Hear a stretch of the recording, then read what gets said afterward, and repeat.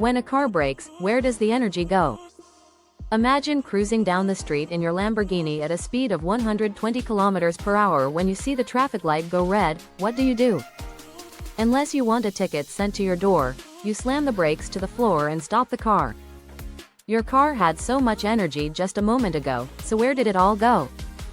To understand the answer, we need to think about the amount of energy that things have when in motion, as well as the way they usually stop. Kinetic energy. The energy of movement. It's quite intuitive that a moving object has some amount of energy. Think of a rolling football, which certainly has more energy than a stationary football. It won't stop until this energy is lost. The energy that something has when it's moving is called kinetic energy.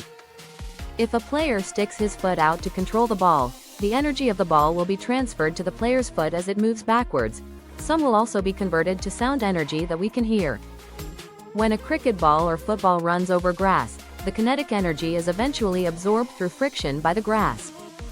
However, these balls have very little energy, whereas a much more massive car will have a huge amount of energy. Therefore, it's not possible to simply transfer all that energy as friction to the road in a short span of time.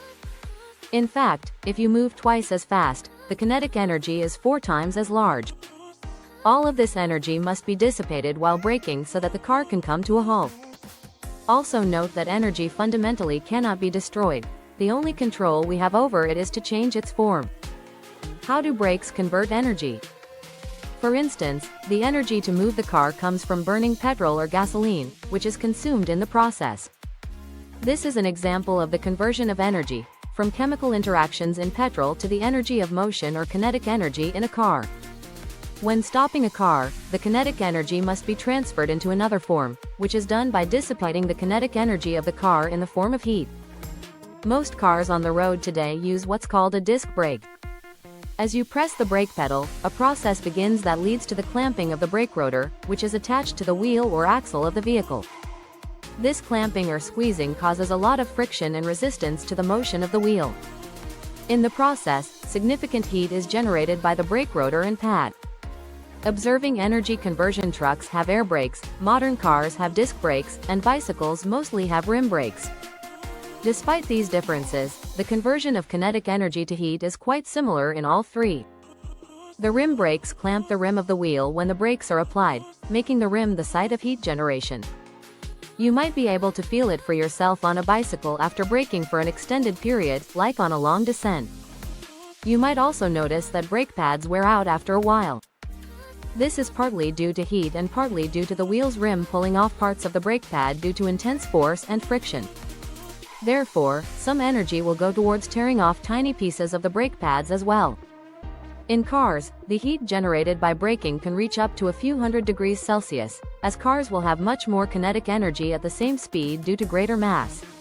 This heat must be dissipated so the braking components don't sustain permanent damage due to prolonged exposure to heat. In fact, in super-fast Formula 1 cars, special materials are used for brake pads and are specifically designed to allow a lot of air to pass through and quickly dissipate heat.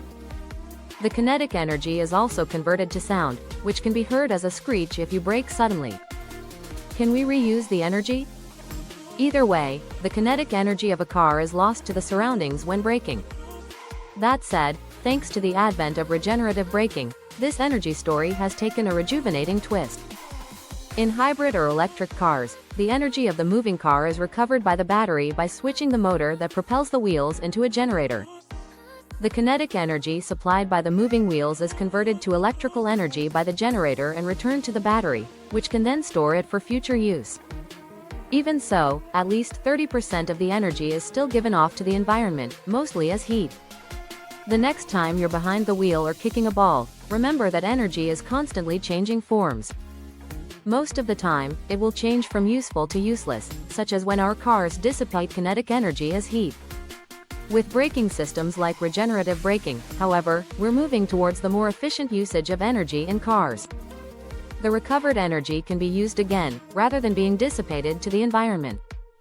As we continue to innovate, brakes will change and car engines will advance, but it will always remain true that energy is neither created in the engine, nor lost in the brakes.